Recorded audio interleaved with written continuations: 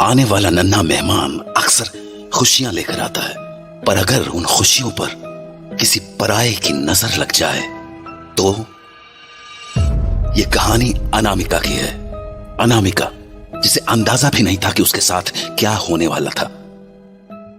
अनामिका, मैं निकलता हूं, तुम परेशान मत होना, मैं 1 हफ्ते में लौट आऊंगा। विशाल, मुझसे ज्यादा तो तुम परेशान दिख रहे हो। अरे प्रेग्नेंट मैं हूं, तुम नहीं। पर फिर भी मैं तुम्हें अकेला छोड़कर जा रहा हूं। प्रॉमिस मी कि जो जो मैंने कहा है वो ध्यान रखोगी।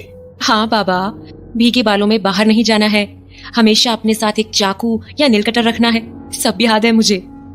अब जाओ वरना देर हो जाएगी। अच्छा हाँ, मैंने पड़ोस वाली मेहता आंटी को भी इन्फॉर्म कर दिया है। तुम्हें किसी भी चीज की जरूरत हो तो उन्हें कॉल कर लेना, वो पास में ही रहती है तो थोड़ी हेल्प हो जाएगी। हाँ हाँ, पिछली बार भी उन्होंने मेरी बहुत मदद की थी, तुम फिक्र मत करो, कोई जरूरत पड़ी तो मैं उन्हें बुला लूंगी। एक तो जिस हिसाब से मेरे ट्रिप्स हो रहे हैं, लॉन्ग टर्म के लिए हमें किसी केयर टेकर को ढूंढ ही लेना चाहिए। खैर, अब मैं चलता हूं। तो उसके बाद विशाल वहां से चला गया और घर पर रह गई तो बस अनामिका, बिल्कुल अकेली। तो अपने कमरे में लेटे हुए उसने अपनी आंखें बंद ही की थी कि तभी हाँ, बच्चा, ये बच्चा कहाँ रो रहा है? आवाज तो बाहर से आ रही है, जाकर देखती हूँ। तो अनामिका जैसे ही हॉल में आई, उसने देखा कि वो बच्चे के रोने की आवाज टीवी से आ रही थी और उसे ये समझ नहीं आया कि ये टीवी कैसे ऑन हो गया? अजीब है। टीवी का यूं अपने आप ऑन हो जाना अनामिका को अजीब तो लगा, पर उसने इस बात पर ज्यादा सोचा नहीं और वापस अपने कमरे में लौट आई। और अभी वो अपने बिस्तर पर बैठे ही थी कि उसका फोन बजा। हाँ, ये मेहता आंटी अभी क्यों फोन कर रही है? हेलो। हाँ, अनामिका बेटा। जी आंटी, बोलिए। बेटा, तुम्हारे घर कोई आने वाला था क्या? हाँ, नहीं तो क्यों? नहीं, वो बाहर कोई बहुत देर से खड़ा है, कोई औरत है शायद। औरत? नहीं आंटी, मैंने तो किसी को भी नहीं बुलाया है, और वैसे भी इतनी रात को कौन आएगा? हो सकता है किसी दूसरे के घर आई हो। नहीं बेटा, वो बहुत देर से बाहर खड़ी है, वो भी तुम्हारे दरवाजे के सामने। अच्छा, ठीक है आंटी, मैं देख लेती हूँ। अच्छा सुन, अगर जान पहचान ना हो तो दरवाजा मत खोलना, खिड़की से ही बात कर लेना। हाँ आंटी, ठीक है, मैं देखती हूँ। तो अनामिका फोन रखकर हॉल में चली गई और खिड़की से बाहर उस औरत को देखने लगी। एक्सक्यूज मी, हेलो, आप कौन है आप, और मेरे घर के सामने क्या कर रही हैं? अनामिका की आवाज लगाने पर जब वो औरत मुड़ी तो अनामिका उसे पहचान नहीं पाई। तभी वो बोली, नमस्कार अनामिका मैडम, आमी देवी। देवी? सॉरी, पर मैंने आपको पहचाना नहीं। तुम्हारा पति विशाल से बात हुआ था मेरा, वही भेजा हमको यहाँ। विशाल ने भेजा है? पर क्यों? तुम्हारा देखभाल करने के लिए। पेट से है ना तुम, हम प्रेग्नेंट औरत लोग का खास ख्याल रखते हैं। केयर टेकर है हम। ओह, ओके ओके। विशाल बोल तो रहे थे केयर टेकर हायर करने के बारे में, पर मैं गेट खोलती हूँ, आप अंदर आ जाइए। तो अनामिका ने देवी को अपने घर के अंदर बुला लिया और दोनों बैठकर बातें करने लगी। जी, आप बहुत देर से बाहर खड़ी थी क्या? हाँ, हम बहुत बार आवाज लगाया, पर तुम दरवाजा नहीं खोला। हाँ, मैं सो गई थी। वैसे आपने इससे पहले कहाँ काम किया है? हम 15 साल से ये काम कर रहा है मैडम। माने कि जब भी कोई घर में बच्चा होने वाला होता है ना, हम वहाँ पहुँच ही जाता है। आपनार चिंता मत करो, आमी खूब भालो करे ख्याल रखबे, तुम्हारा भी और तुम्हारा बच्चा का भी। थैंक यू, मेरी काफी हेल्प हो। खाना खा लिया मैडम? नहीं, अभी तो नहीं। बना लिया? नहीं, मैंने सोचा था कुछ मैगी वगैरह बनाकर खा लूंगी। क्या मैडम, मैगी से क्या होगा तुम्हारा? जो औरत लोग पेट से होता है ना, उसको अच्छा अच्छा खाना खाना चाहिए। हाँ, पर आज मेरा कुछ बनाने का मन नहीं कर रहा था। ए मैडम, चिंता करिस ना, आमी आसছি तो हम खिलाएगा तुमको अच्छा खाना, अपना हाथ से बनाकर। फिर खाना के हिसाब से हमारा पगार डिसाइड कर देना, ठीक है? मतलब आपकी विशाल से तो बात हुई होगी ना इन सब चीजों को लेकर? हम पगार का बात पहले नहीं करता है मैडम, पहले आप मेरा काम देखो, अच्छा लगा तो रख लेना नौकरी पे, ठीक है? अच्छा, कमाल है आप भी। ठीक है, बनाइए फिर खाना। हैं तो बोलो की खाबी? मांस, मछली, गोश्त? नहीं, मैं नॉनवेज नहीं खाती। हैं तो भेज बोलो, जो खाएगा बना देगा। आप खुद ही देख लो, जो आपको ठीक लगे। ठीक है, हम तुम्हारे लिए पालक पनीर बना देता है। तो उसके बाद देवी ने अनामिका के लिए खाना बनाया। खाना इतना ज्यादा अच्छे से बना था कि अनामिका बोली, माय गॉड आंटी, इतना अच्छा पालक पनीर मैंने कभी नहीं खाया। अब से अगले 9 महीने तक आप इसी घर में रहोगे। It's decided. चिंता करिश ना मैडम, हम अपना काम कभी अधूरा नहीं छोड़ता। नहीं आंटी, रियली आपके आने से मेरी बहुत हेल्प हो गई। अभी तो तुम बस हमारा हाथ से खाना खाया है, हम और भी बहुत कुछ कर सकते हैं। बहुत कुछ मतलब? तुम्हारा डिलीवरी हम वो भी करा देगा। अब नहीं, उसकी जरूरत नहीं पड़ेगी। उसके लिए हॉस्पिटल है आंटी। सत्यि बोलছি अनामिका मैडम, हमको बहुत कुछ आता है। हाँ मतलब? लोग का मन का इच्छा होता है ना, हम उसको भी पूरा कर देता है। हाँ, अब समझी नहीं मैं। तुमको बेटा चाहिए या बेटी? हाँ, ये कैसा सवाल है? बोलो तो। नहीं, मुझे कोई भी चलेगा। सोच लो मैडम, हम इसमें भी तुम्हारा मदद कर सकता है। तुम बोलेगा तो बेटा बेटी दोनों भी दिलवा देगा। 1-2 टोटका कर भी बस सब हो जाएगा। नो प्लीज, ये ऐसी बातें मत कीजिए। मुझे ये सब कुछ नहीं चाहिए। ऊपर वाला जो दे देगा मैं उसी में खुश हो जाऊंगी। और जो एक भी नहीं दिया तो? हाँ, ये क्या बोल रही हैं आप? ऐसा हो जाता है मैडम, कभी कभी लोग का खुशी एक झटका में छिन जाता है। देखिए, आप ऐसी बातें करके मुझे अनकंफर्टेबल कर रही हैं। अरे चिंता करिश ना मैडम, हम तो तुमको बस ये बोला कि हम क्या क्या कर सकता है, कुछ करेगा थोड़ी। तुमको ये बात सब पसंद नहीं तो हम वो सब नहीं बोलेगा, कुछ और बात करेगा। और वैसे भी हमारे रहते तुमको घबराने का नहीं है, कुछ नहीं होने देगा हम तुमको। अच्छा आंटी, मैं सोच रही थी कि अब मैं सोने जाऊं, रात भी होने लगी है। ठीक है, जो बोलो। আমি आई दिखे सोफे थाके, हम यही सोफे पे सो जाएगा। ठीक है? एक्चुअली आप हॉल में मत सोना। क्या नो? बस ऐसे ही आप मेरे कमरे में ही सो जाना। किंतु क्या नो? वो मेरा टीवी थोड़ा अजीब है। माने? मतलब इसमें कभी भी कुछ भी हो जाता है। अभी थोड़ी देर पहले मैं अपने कमरे में सोई थी तो ये टीवी अपने आप ऑन हो गया था। न जाने क्यों, पर इसमें ऐसे ही कुछ ना कुछ होता रहता है। इसलिए मैं नहीं चाहती कि आप भी परेशान हो, तो आप बेडरूम में ही सो जाना। अरे क्या मैडम, तुम भी टीवी से कौन डरता है? रुको, अभी हम देखता है। तो उसके बाद देवी टीवी के पास चली गई और वहां जाते ही बोली, तुम यहाँ क्या कर रहा है? चले जा, खाने देखे चले जा। आंटी चले जा, अभी कोई काम नहीं है, चले जा। आई दिखे बाद में आना। आंटी आप ये किससे बात कर रहे हो? वही जो टीवी के अंदर है। हाँ, क्या? दौड़ गया? हाँ, क्या? अरे हम मजाक कर रहा था तुम्हारे साथ में। क्या? तो आप ही जो बातें कर रहे थे वो? अरे मजाक था बाबा। भय करो ना, कमाल है तुम भी मैडम। अपना घर का सामान से कौन डरता है? अब चलो, तुमको हम चौंपी कर देता है। चंपी? आंटी मैं तो सोने वाली थी ना। अरे तो चौंपी कर देगा तो खूब अच्छा नींद आएगा ना। आप चल। तो देवी की बात मानकर अनामिका अपने बिस्तर पर जाकर लेट गई और देवी उसके ठीक पीछे आकर बैठ गई। आंटी, मसाज की सच में जरूरत है क्या? और नहीं तो की, देखना अभी तुम्हारा माथा एकदम हल्का हो जाएगा। हाँ, आंटी ये फूंक क्यों मार रही हो बालों में? फूंक ना, की बोलची तुम? हाँ, मुझे फील हुआ। अरे ऐसी हवा होगा। चलो एखन आँख ता बंद करो, तुम्हारा मालिश कर देता है हम। ये आप क्या कर रही हैं? ए ना, वो गलती से तुम्हारा बाल हमारे हाथ में आ गया, हम इसको बाद में फेंक देगा। ठीक है? तुम बस अपना आँख बंद करो और सोने का कोशिश करो। आंटी रहने दीजिए ना, मैं ऐसे ही सो जाऊंगी। वैसे भी मेरी आंखें पता नहीं क्यों भारी हो रही हैं। ठीक है, जैसा तुम्हारा मर्जी, आराम करे सो जाओ। बस ना अपना कमरा से वो वाला दिया मत हटाना। दिया? कौन सा दिया? वो जो खिड़की पे रखा है ना, वही वाला। जो अब तक काम पूरा नहीं होता, वो दिया का जलना बहुत जरूरी है। सो जाओ अनामिका, सो जाओ। तो उसके बाद अनामिका को एकदम से नींद आ गई, ऐसे ही जैसे मानो वो किसी नशे में चली गई हो। पर कुछ ही देर बाद उसे अपने सपने में कुछ अजीबोगरीब सा दिखा। उसकी आंखों के सामने बस अंधेरा था, पर फिर भी उस अंधेरे में उसे दो लंबे हाथ आते हुए दिखे जो धीरे धीरे उसके पेट को सहला रहे थे। पर जाने क्यों वो सब देखकर अनामिका का मन बेचैन सा होने लगा। वो पूरी ताकत से अपनी आंखों को खोल के उस सपने से बाहर आने की कोशिश कर रही थी, पर तभी उसे कुछ और भी देखा। अब अनामिका के हाथों में एक नन्हा सा बच्चा भी था जिसे वो उन्हीं लंबे हाथों में दे रही थी, और धीरे धीरे वो बच्चा उससे दूर होता जा रहा था।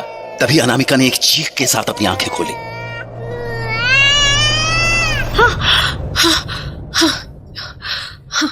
ये कैसा सपना था? My God! आंटी, आंटी आप सो रही हैं क्या? लगता है आंटी गहरी नींद में है। मुझे ठीक से याद भी नहीं कि मेरी आंख कब लग गई। और जहां तक मुझे याद है आंटी ने वहां दिया रखा था ना, फिर वो कहाँ गया? अजीब है। अभी अनामिका इन बातों को समझने की कोशिश ही कर रही थी कि अचानक हॉल से किसी बच्चे के रोने की आवाज आने लगी। हाँ, फिर से बच्चे की आवाज। कहीं फिर से टीवी तो नहीं ऑन हो गया? जाकर देखती हूँ। पर इससे पहले कि अनामिका उठती, उसके पेट में अजीब सा दर्द होना शुरू हो गया। ये मेरे पेट में दर्द क्यों हो रहा है? उफ, ये बच्चे की आवाज तो बढ़ती ही जा रही है। मुझे जाकर देखना ही होगा। तो अनामिका कमरे से बाहर आई और उसने सबसे पहले उस चलते हुए टीवी को बंद किया। टीवी के बंद होते ही सब कुछ वापस शांत सा हो गया, पर उसे असली झटका लगना अभी बाकी था, क्योंकि जब उसने देवी को ढूंढने के लिए नजर घुमाई तो वो पूरे कमरे में कहीं नहीं मिले। आंटी कहाँ गई? आंटी, आंटी, ये आंटी कहाँ चली गई? कहीं भी नहीं दिख रही है। आंटी, ये सब क्या हो रहा है? मुझे कुछ समझ नहीं आ रहा है। आखिर आंटी गई कहाँ? और ये मेरे पेट में दर्द क्यों होने लगा है? कहीं कोई प्रॉब्लम तो नहीं है? मैं मेहता आंटी को कॉल करती हूँ। Hello, Mehta aunty. हाँ बेटा बोल, परेशान क्यों लग रही है? कुछ हुआ क्या? आंटी आप मेरे घर आ जाओगी प्लीज? मुझे बहुत डर लग रहा है। अरे बेटा, पर हुआ क्या? आंटी आप बस प्लीज यहाँ आ जाओ, मैं आपको सब बताती हूँ। ठीक है, आती हूँ। तो अगले 2 मिनट के अंदर मेहता आंटी अनामिका के दरवाजे पर चली आई। क्या हुआ बेटा, ऐसी घबराई हुई क्यों है? आंटी मुझे कुछ समझ नहीं आ रहा है। अरे पर हुआ क्या? और ये दिया यहाँ पर किसने रखा है? हाँ, ओ ये यहाँ पड़ा है। अरे क्या यहाँ पड़ा है? ये यहाँ रखा क्यों है, ये बता मुझे। आंटी मुझे नहीं पता। अरे तो किसने रखा है? वो आंटी ने रखा होगा। कौन सी आंटी? वही जो तेरे घर के बाहर खड़ी थी? हाँ। कौन है वो? जानती है तू उसे? नहीं। नहीं? तो फिर यहाँ क्या कर रही थी वो केयरटेकर की जॉब के लिए आई थी। केयरटेकर? कहाँ से आई थी वो? पता नहीं, बोल रही थी विशाल ने भेजा है। अरे तो फिर यहाँ उसने दिया क्यों जलाया? जानती भी है ये कैसा दिया है? अरे आंटी मुझे सच में कुछ नहीं मालूम। एक तो मेरे पेट में दर्द हो रहा है, मुझे सच में कुछ नहीं पता। दर्द क्यों हो रहा है तुझे? पता नहीं, अभी थोड़ी देर पहले ही शुरू हुआ। अच्छा, थोड़ा शांत हो जा। प्रेगनेंसी के वक्त कभी कभी स्ट्रेस के कारण ऐसा हो जाता है। अच्छा एक काम कर, तूने बोला ना उस केयर टेकर को विशाल ने भेजा था, फोन लगा उससे। पर आंटी विशाल तो बिजनेस ट्रिप पर गए हैं, ये सब बताया तो परेशान हो जाएंगे। अरे तो बस उसको ये पूछ कि उसने किसी केयर टेकर को भेजा था क्या? ठीक है। हेलो। विशाल, तो तुम पहुंच गए क्या? नहीं, रास्ते में हूँ। क्यों, क्या हुआ? नहीं वो मैं ये पूछ रही थी कि तुमने केयर टेकर का कुछ देखा था क्या? नहीं, मुझे टाइम नहीं मिल पाया अनामिका। मैंने सोचा था पहुंच कर देख लूंगा। क्यों, क्या हुआ? तुम ठीक हो ना? हाँ, मैं ठीक हूँ, बस ऐसे ही पूछ रही थी। मैं बाद में बात करती हूँ। आंटी विशाल तो कह रहा है कि उसने किसी केयरटेकर को यहाँ नहीं भेजा। क्या? तो फिर? आंटी वो कौन थी? रुक, घबरा मत, तू अंदर चल, फिर सारी बात करते हैं। तो वो दोनों घर के अंदर चले आए। मुझे पूरी बात बता, तुझे उस औरत ने क्या क्या बोला था? कुछ खास नहीं आंटी। अरे कुछ तो अलग सा बोला होगा, याद कर। हाँ, उन्होंने एक बात तो अजीब बोली थी कह रही थी कि कुछ टोटके से बच्चे करा सकती हैं, ऐसा कुछ। क्या टोटका? हाँ, पर उसने तुझे कुछ दिया था? नहीं। कुछ खाने को दिया था? कुछ ऐसा जो वो अपने घर से लाई हो? नहीं आंटी, वैसा तो कुछ भी नहीं दिया, पर मुझे खाना बनाकर जरूर खिलाया था। और क्या किया था? याद कर बेटा, याद कर। हाँ, उन्होंने मेरे बालों की चंपी की थी, तब भी उन्होंने कुछ अजीब सी हरकत की थी। कैसी हरकत? उन्होंने मेरे बालों पर फूंक मारी और फिर कुछ बाल भी तोड़े। उसके बाद उसने कुछ और भी किया था? हाँ, उन्होंने दिए को हटाने से मना किया था। बोल रही थी काम होने तक दिया जलता रहना चाहिए। वही दिया जो बाहर पड़ा था? हाँ, पर उसके आगे का मुझे ठीक से याद नहीं। मेरी पलकें बहुत भारी सी हो गई थी। और फिर तूने एक बहुत बुरा सपना देखा? हाँ, वो सपना बहुत ही अजीब था। जानती हूँ, सपने में तूने अपने बच्चे को देखा और फिर वो तुझसे छीन लिया गया। हाँ, पर आपको कैसे पता चला? क्योंकि मुझे पता है तेरे साथ क्या हुआ है। हाँ, मतलब किसी ने तेरी कोख बांधी है। हाँ, क्या मतलब? बेटा, वो औरत कोई और नहीं बल्कि एक तांत्रिक थी। तांत्रिक? आंटी, मैं तो उसे जानती भी नहीं हूँ। वो मेरे पास क्यों आई थी? और ये कोख बांधना क्या होता? क्या हुआ? वही पेट दर्द आंटी। जब से उठी हूँ तब से पेट में दर्द हो रहा है और रह रहकर अचानक से तेज हो जाता है। ये ठीक नहीं है बेटा। अब तक मुझे लग रहा था कि ये स्ट्रेस के कारण हो रहा होगा, पर अब मुझे पक्का लग रहा है ये उसी तांत्रिक का किया धरा है। पर आंटी, मुझे समझाओ तो सही कि ये कोख बांधना होता क्या है? बेटा, तंत्र विद्या है ये। इस तंत्र विद्या में औरत के पेट में पल रहे बच्चे की बलि दी जाती है। क्या? पर आंटी, मैंने क्या किया?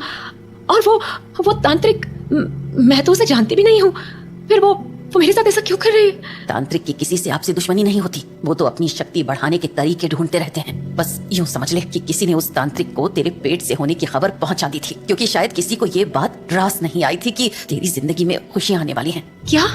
पर आंटी, कोई मेरे साथ ऐसा क्यों करेगा? मैंने क्या बिगाड़ा है किसी का? मान ना मान बेटा, इन चीजों के पीछे अक्सर हमारे अपने ही होते हैं। क्या तेरे घर में कोई ऐसा है जो तेरी प्रेगनेंसी से खुश नहीं है? आंटी, क्या बोल रहे हो आप? खुशी कैसे नहीं होगी? सब अच्छे लोग हैं। बात अच्छे बुरे की नहीं है। कई बार जब लोगों को खुशियां नहीं मिलती तो वो दूसरे को भी खुश होता देख नहीं पाते। पर मैंने किसी का क्या बिगाड़ा है? ये रोने का काम नहीं है बेटा। संभाल खुद को और सोच, दिमाग पर जोर दे कि कौन ऐसा हो सकता है जिससे तेरी खुशी पसंद नहीं। पता नहीं, मुझे नहीं पता, पर प्लीज मेरी हेल्प कर दो, प्लीज। बेटा, शांत हो जा।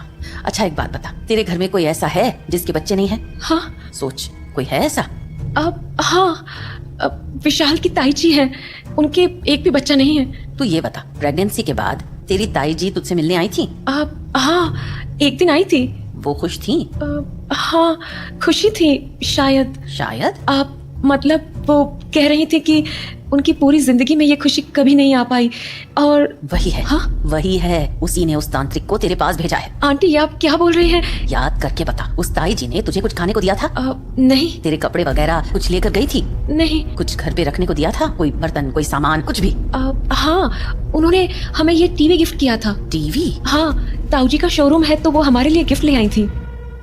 अरे, मारी लाडो के बच्चा होने को है, मन खुश हो गया मारा।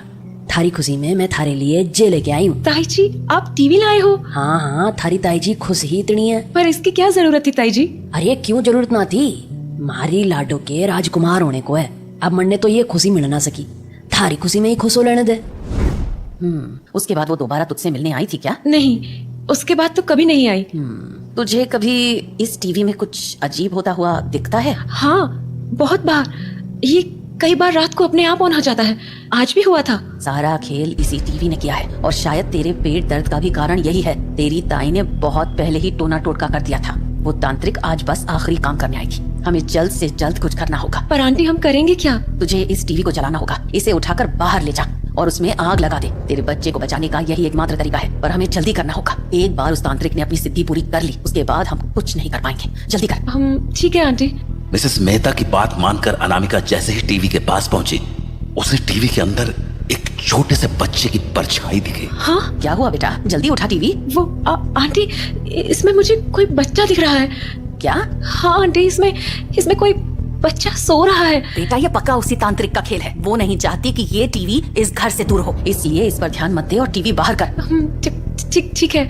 उस टीवी के अंदर दिख रहे बच्चे की मानो नींद खुल गई और वो जोर जोर से रोने लगा और उसके साथ साथ अनामिका भी दर्द से कराहने लगी। क्या हुआ बेटा? आंटी वो पेट दर्द। अनामिका अपनी बात पूरी ही करने वाली थी कि वो बच्चा और जोर जोर से रोने लगा। बहुत बहुत दर्द हो रहा है। बेटा मुझसे बात कर, क्या हो रहा है? पता नहीं आंटी, जैसे जैसे ये बच्चा रो रहा है वैसे वैसे मेरे पेट का दर्द भी बढ़ रहा है, जैसे हम दोनों एक दूसरे से जुड़े हों। कोख बंधन यही होता है बेटा, जब तक ये तेरे घर पर रहेगा तेरे कोख में कोई नहीं पल सकेगा। इसलिए हिम्मत कर और इसे उठाकर बाहर फेंक कर, वरना अगर उस तांत्रिक ने अपनी सिद्धि पूरी कर ली तो बहुत देर हो जाएगी। तो बस अनामिका ने अपनी हिम्मत बांधी और उस टीवी को बाहर ले जाकर रख दिया। उसके बाद मिसेस मेहता ने उसके चारों तरफ गंगा जल का घेरा बनाया और अनामिका को एक माचिस की तीली पकड़ाते हुए बोली, ले बेटा जला दे इसे। पर आंटी टीवी ऐसे कैसे जलेगा? बेटा आग बहुत पवित्र होती है, टोने टोटकों को छूते ही उन्हें भस्म कर देती है। ये ले और जला दे इस टीवी को। तो मेहता आंटी की बात मानकर अनामिका ने उस माचिस की तीली को सामने पड़े टीवी पर फेंक दिया, जिससे वो टीवी धू धू करके जल उठा। उस टीवी के जलते ही अनामिका के पेट का दर्द मानो गायब सा हो गया और घर के बाहर रखा हुआ वो दिया भी टूट गया। अनामिका अब समझ गई थी कि ये सारा खेल उसकी ताई का रचा हुआ था और आज अगर मेहता आंटी न होती तो उसे और उसके बच्चे को कोई नहीं बचा पाता।